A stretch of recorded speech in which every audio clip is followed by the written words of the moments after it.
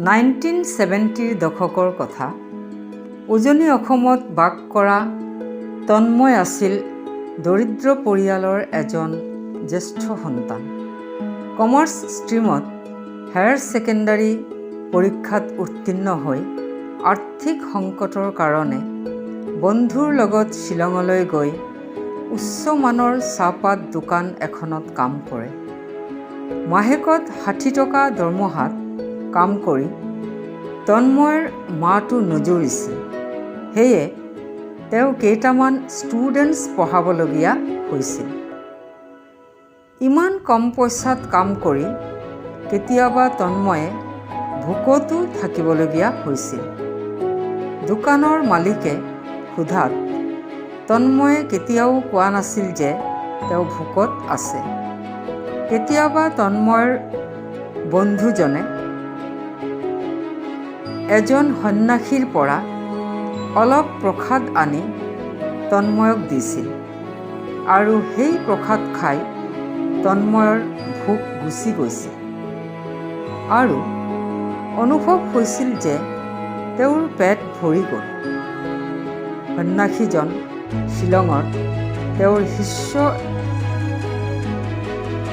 এজনৰ ঘৰলৈ কিছুদিনৰ বাবে আহিছিল।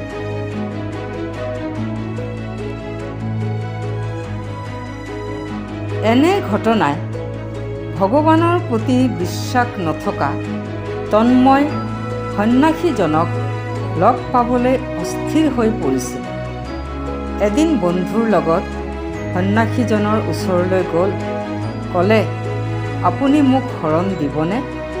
তেতিয়া অন্তৰ্যামী সন্ন্যাসীজনে উত্তৰ দিলে, তুমিতো ভগৱান বিশ্বাস নকৰা? তন্ময়ে ক'লে, নহয়, এতিয়া মই বিশ্বাস কৰোঁ। সন্ন্যাসীজনে তন্ময়ক 3 দিনৰ সময় দিলে মন স্থিৰ কৰিবলৈ। সেই 3 দিনৰ ভিতৰত তন্ময়ে সপোনত সন্ন্যাসীজনক দেখা পালে। 3 দিনৰ পিছত সন্ন্যাসীজনে তন্ময়ক শৰণ দিবলৈ পাহাৰ এটাৰ গুহাৰ ভিতৰত লৈ গ'ল, য'ত শিৱলিংগৰ ওপৰত দুডাল জীৱন্ত সাপ থাকে।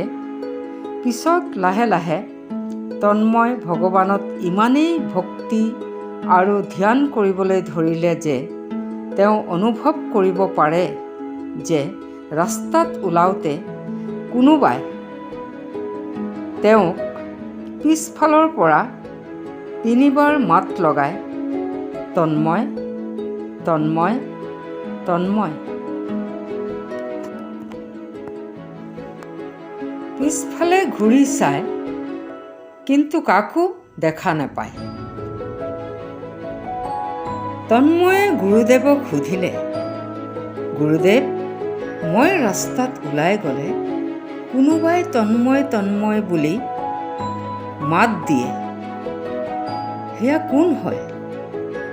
গুৰুদেৱে উত্তৰত ক'লে, সেয়া মই হওঁ। মই তোমাৰ লগত সকলো সময়তে থাকোঁ। কেইটামান বছৰ পাৰ হৈ গ'ল। তন্ময়ে কামৰ পৰিশ্ৰমৰ মাজতো শ্বিলঙত চৰকাৰী চাকৰিৰ বাবে সৰ্বমুঠ 71টা ইণ্টাৰভিউ এটেণ্ড কৰিলে। অৱশেষত তাৰে ভিতৰত এটা চাকৰি তন্ময়ৰ ভাগ্যত আছিল। তন্ময়ৰ কষ্ট আৰু ধৈৰ্যই তেওঁৰ জীৱনলৈ সুখ কঢ়িয়াই আনিলে।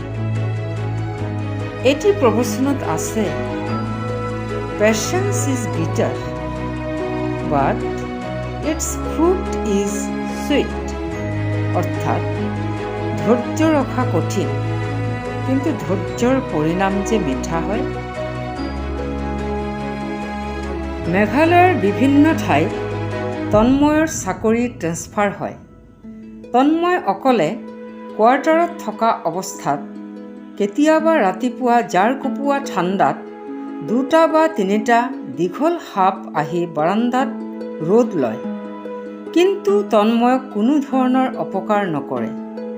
এনেধৰণৰ ইনচিডেণ্টছ তন্ময়ৰ লগত বহুত হৈ গ'ল।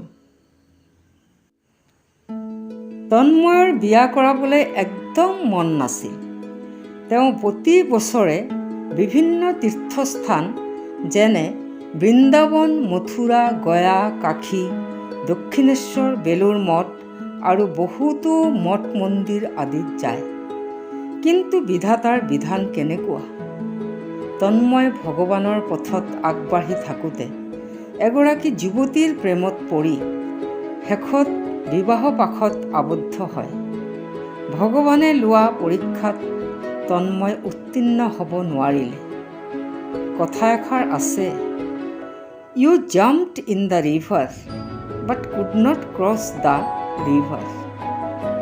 তুমি নৈতটো জঁপিয়ালা নৈ পাৰ হ'বলৈ, কিন্তু ধুমুহা বৰষুণ আহিল আৰু নৈৰ প্ৰবল সোঁতে তোমাক উটুৱাই লৈ গৈ তোমাক লক্ষ্যচ্যুত কৰিলে আৰু তুমি নৈ পাৰ হ'ব নোৱাৰিলা।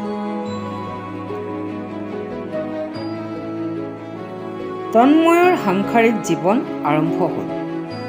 তেওঁৰ কন্যা সন্তান এটি জন্ম হ'ল। নেহু ইউনিভাৰ্চিটিৰ পৰা ফিল'ছফিত MA পাছ কৰি তাই শ্বিলঙৰ স্কুল এখনত শিক্ষকতা কৰি আছে। ইতিমধ্যে তাইৰ বিয়াও হ'ল।